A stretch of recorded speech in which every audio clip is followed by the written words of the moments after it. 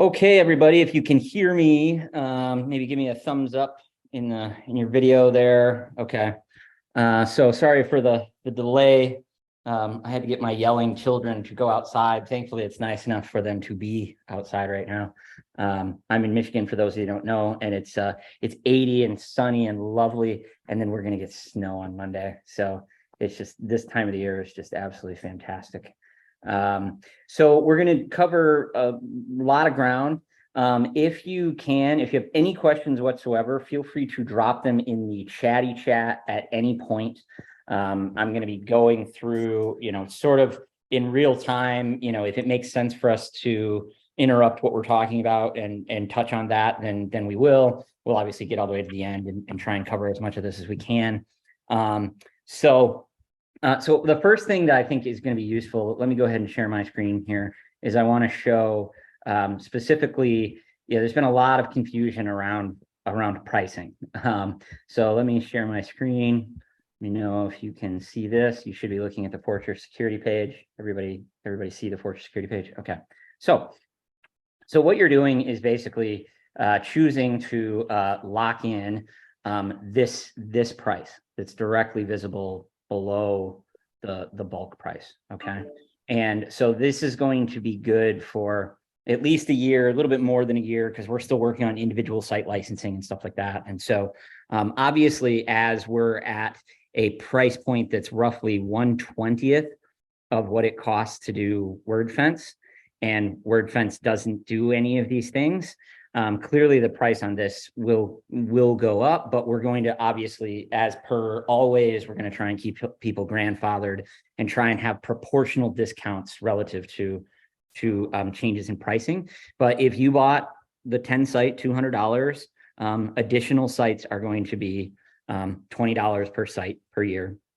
One common question that people have had is, if I've got 10 licenses or I've got 50 licenses and I lose a client, can I take that client license and allocate it to somebody else? Yes, you can. We're not doing any storage of licenses far into the future, though. So if you deactivate the plugin for a month, you're not going to have an extra month at the end. Like, your renewal date is your renewal date. Again, as we get much more granular with these prices, and we come up with tiered pricing, which we're going to do after the fact, everyone will get a very clear breakdown of what their tiered pricing looks like. And so theoretically, people are signing, no one who's signing up later is going to get better prices than what we have here right now. Even if they somehow buy, if they want to buy 10,000, they should actually just contact Calvin directly and get an enterprise license, because that's going to be in the range of what they're looking at there. So people that bought 500, they're locking in $10 per site per year. So significant jump to go down to this level. For those of you that bought the Black Friday, Cyber Monday dev deal, that's where you're going to live in here as well. But in your case, because you were a fast mover, you actually get the unbranded version of Fortress, which is, it's just going to have Fortress branding, not GridPane Fortress branding. And then those of you that want to, at $1,000, can add full white label. We're going to have a locked-in rate of $2 per site per year. There's going to be optional adding these things here later, but obviously it's going to be more expensive here.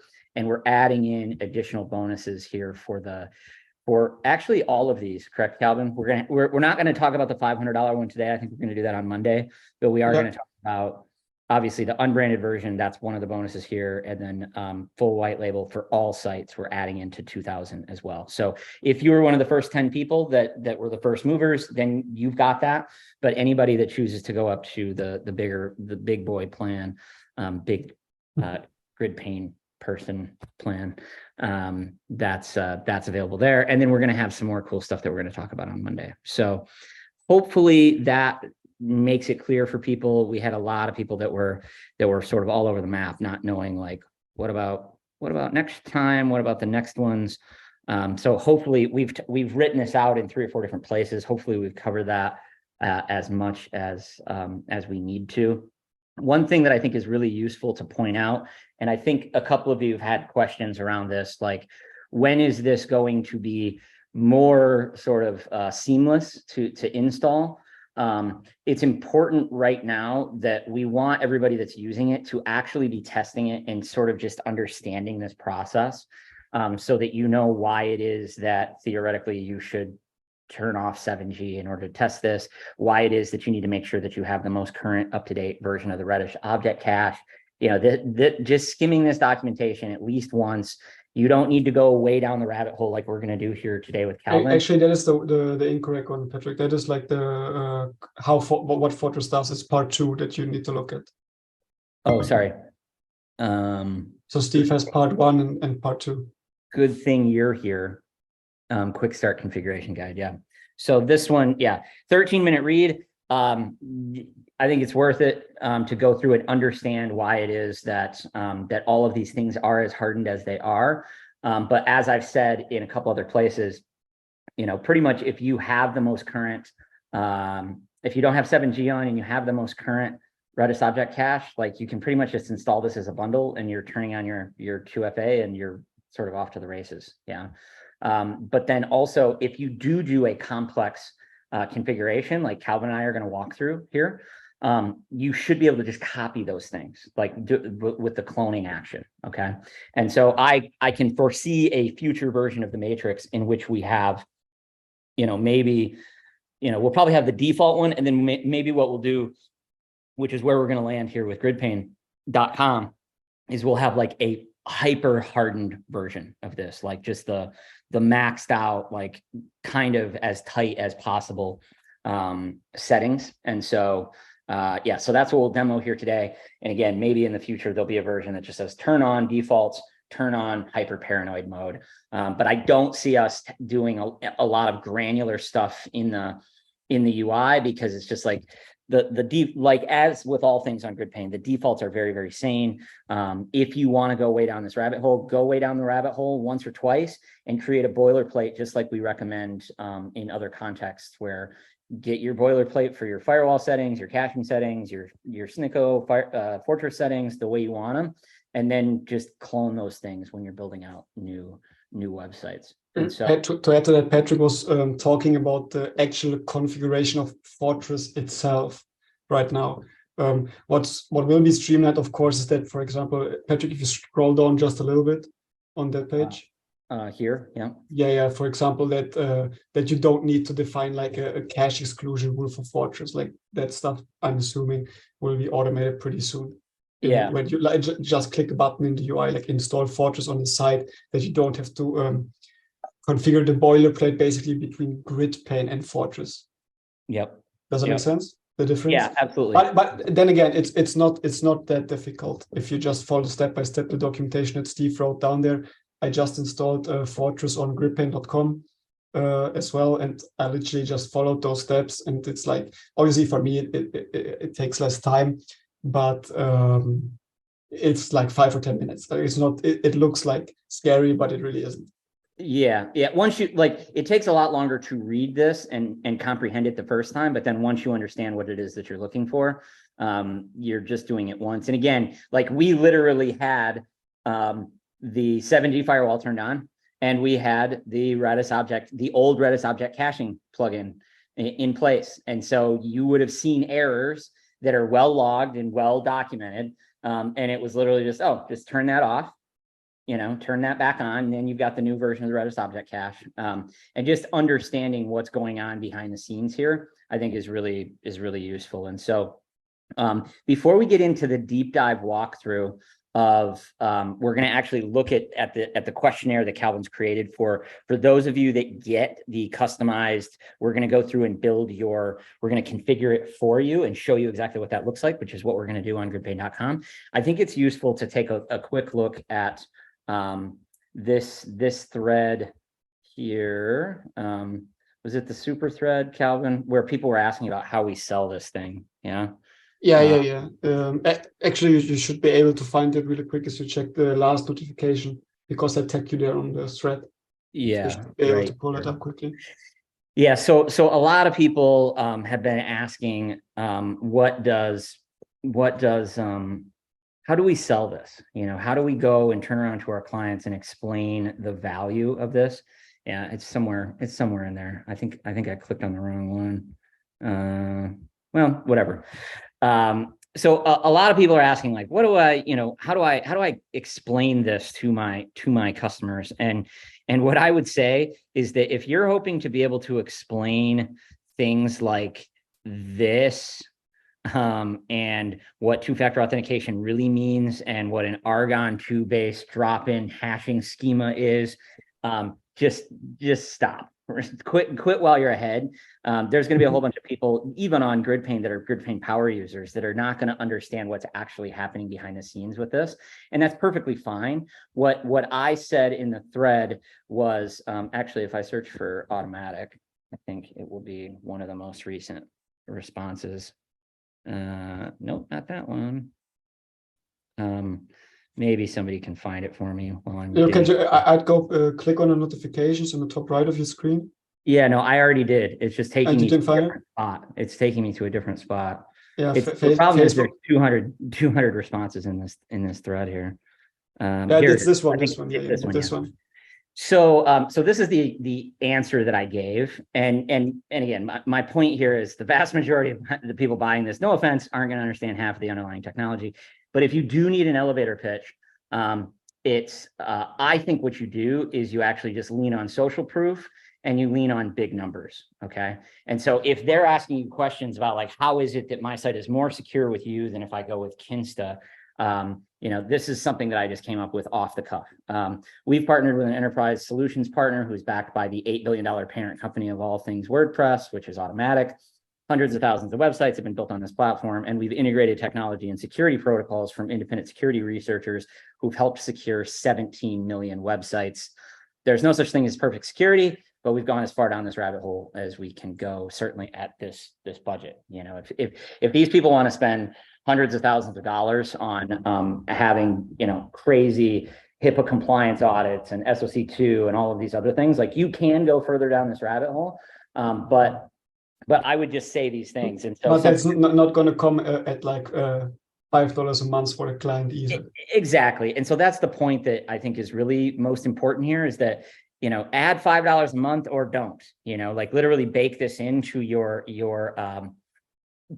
care plans. And especially if you're at the, if you're at the highest end of this, like, you're paying 50 cents per month per site for this. Like, do you really need to sell that 50 cents? Like, it's even at $2, this is less than $2 per site per month. Just bake it in. One of the things that I think that people get wrong with things like this, and I'll say things like security, I'll say things like SEO. We've got Jen on the call, things like accessibility, things like care plans. I think the single biggest mistake that people make in selling these things is that they sell them at the end of the project. Not only should these things be sold at the beginning, I would argue that they shouldn't be sold at all. They should be required. Like, if somebody's going to say, yeah, build the site for me, and then I'll just host it on HostGator, guess what? That is an immediate red flag. And that's an opportunity for you to say, no, that's not actually how things work around here. Like, if you're going to take my work of art and then immediately plant it in the middle of a trash heap, that's fine. But I'm not going to be in charge of that. I will not do care plans for you. I will not do regular upkeep when I know that the back end performance of the website is going to be a complete and utter garbage. And so think about how it is that you want to position your overall offering, and then just build the case in the beginning that you've partnered with the right people, that you've selected the right technology, and this is the way. Okay. You're going to bake in, basic SEO. You're going to bake in compliant accessibility. They are going to have a care plan. The only reason that I don't like care plans, the only reason I don't like selling hosting, is I think that those things all together is the maintenance, or whatever you want to call it. Care plan is obviously the super popular term right now, but whatever you want to call it, it is just the thing. It is the plan. And have good, better, best, but they're getting a minimal amount of all of these things, and they're paying $100 a month every single month, no matter what. And if you're thinking, well, I can't sell that, go and look at some of the care plan companies out there that sell lots and lots of care plans. They're selling care plans for $500 a month. And when you drill down and actually look at what it is that they're doing, 90+% of those things are just automatically solved for you inside of GridPaint already. And when you layer in stuff that that Calvin has built here with Fortress, the value proposition is there. This stuff sells itself. Okay, so I just wanted to touch on that briefly because I think that that's useful context. And so I'm going to from my end, I'd also add that there's also just a price point, because you're able to lock Fortress in at such an affordable rate right now. You can just go and tell your clients later, or literally show them the retail pricing for Fortress and just show them the savings. Yeah, right. Exactly. Yeah. They're not going to be able to go and buy it directly from for less than $50 a month, you know? So it's like, okay, great. It's thankfully it's only $10 of the $150 that you pay me a month that's baked into this overall plan. One additional point that I should have made is that elevator pitch example that I gave you, and my cup here reminded me of this. You can say that you're working with the company that's backed by Automattic because that's factually accurate. Like you can just go and read the press. They can go and read the press release, and you can go and look on Automattic's website and you'll see we're part of their portfolio, but you can't use that logo or that name on your own website. I can't even use it without their express permission, and they are invested in my company. Interestingly enough, the reverse is true. They can talk about my company whenever they want because they're the big kid in this relationship. But so you can say those things because they're accurate, but be very, very careful in putting anybody's brand or anybody's logo, including GridPaint's, in your actual marketing, because those things are trademarked things. Like those are things that you don't have rights to just say like, oh, I'm a Cloudflare certified partner. Like if you're not actually a Cloudflare certified partner, don't have that on your website, because I've seen people that have that and it's like, yeah, you have a Cloudflare free account. That doesn't mean that you are a Cloudflare certified partner. So just to add, just because somebody is asking in the chat, basic marketing principle is to sell on benefits, not features. I guess that means quantifying things if possible, but a benefit is also, I guess, I don't know if you're talking about like mentioning exact features to the clients, but I wouldn't go there. Like you won't have clients that will understand like why Fortress's underlying cryptography is way better and way more secure than what everybody else is using. Yeah. Like I doubt if I explain it, like most people won't understand it, and much less like non-technical clients. They won't understand it. There's no, I mean, you could try and sell it, but it's then basically up to the point of them believing you or not. They can't evaluate the statements you're making on their own. Sure. It's impossible. So to that point, again, I think it's super valuable to use numbers, you know, hundreds of thousands of websites, like Calvin's reported vulnerabilities that have made 17 million websites more secure. Like that's factually true. But at the end of the day, like if you want to break this down into a features and benefits thing, I think it's far more effective to tell a story. And so you can tell a story exactly the way we have in the last two of the last videos that we've done, where you can show, hey, you know how your site's running Elementor Pro?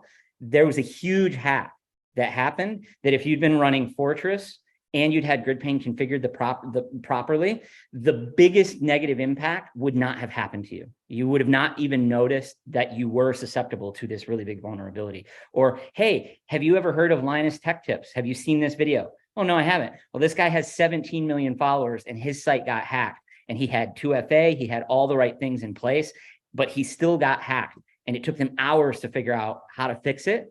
And this would not have been possible it could not have happened to you if you were using this capability. And so give them specific examples where they go, oh my God, like that sounds terrible. The guy had 17 million YouTube followers and are deleting hundreds of videos off of his account. And he's like watching his life's work burst into flames in front of him.